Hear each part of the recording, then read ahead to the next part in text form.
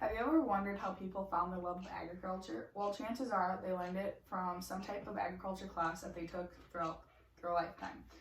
I know that I learned my love of agriculture from my 7th grade ag teacher, Stephanie Woolheater. Stephanie Woolheater is an ag teacher that teaches grades 7 through 12 at Martin County West in Sherburne, Minnesota. She's also highly involved in the FFA program. She's one of the FFA chapter advisors. I lined up my interview with Stephanie by email, and I emailed her on October 23rd, so a couple weeks ago. I chose to interview her because out of all the teachers, out of all of our ag teachers at Martin County West, she's been teaching the longest, and also I first took my first ag class with her when I was in 7th grade, so I feel like it was almost right and fitting that I would interview her for this. I was very comfortable doing this interview with Stephanie because I know her very well with FFA because I'm one of my chapter's FFA officers, so I know her pretty well. And with us being very comfortable with each other, we got a lot accomplished in our interview, and it's very relaxed. And with the relaxed environment, we were able to give very nice answers. When interviewing her, she explained what goes into being an agriculture education teacher, and made myself really think about this profession and my views on it. Stephanie first explained to me how she got to where she is, but with her education level. Stephanie has a Bachelor's of Science degree in agriculture education, and she also just got her master's degree in it, also from the University of Minnesota. An average day in the classroom includes many things. She must get her lessons plan prepared for each one of her classes. She must grade tests, quizzes, pass homework, and she also gets things ready for other hours. Usually before every single one of her classes, she refreshes her memory really quick about the material because she wants to be able to give the material to her students at the best that she can. She wants the students to know what is happening in her class, and she wants for them to actually understand what is going on as well.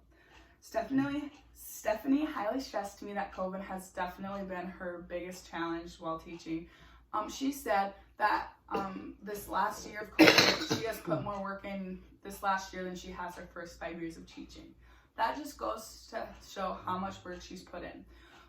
With COVID, this affects many kids in the classroom. For example, our school just switched to hybrid or distance learning. Those kids who are hybrid or distance learning, they cannot be in the shop while Stephanie teaches the kids how to work drills, saws, power saws. Any of those things, the online distance or some hybrid distance people who go to the school, they cannot do the stuff from home. So Stephanie has had to make up some very clever things to almost compensate like they were actually in the building. With some students being hybrid some days or completely distant, Stephanie highly stressed to me that communication is key. She gave most of her students her phone number, and also she made sure all of her students knew her email. She did this because just in case one of her students had a question, they would be able to ask her questions, no problem at all.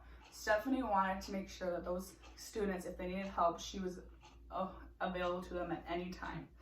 Stephanie said that because of COVID, she really learned how to be flexible with her students. For example, some kids did not bring a book home, so she had to print pages every week and mail them to the students to make sure that they had the reading material. Or she had to extend due dates for the kids whose Wi-Fi went out during a test, so then they had to, just simple things like that, she had to make sure that she was able to do for those kids. All in all, interviewing Stephanie was an eye-opener. She really got myself thinking about agriculture education, and I never knew what that went into being a teacher. The biggest things that I learned from the interview was that communication is so important. She taught me that communication is the most important part of teaching. Without communication, teaching would not even be a thing. I feel like I will be able to pursue agriculture education because I feel like I have very good communication skills, and I absolutely love agriculture, and I love helping my classmates if they have questions about it. So I feel like this profession would suit me very well. One thing that changed my views about agriculture education during my interview was how much went into it. I never knew how much went into agriculture education until she explained this to me.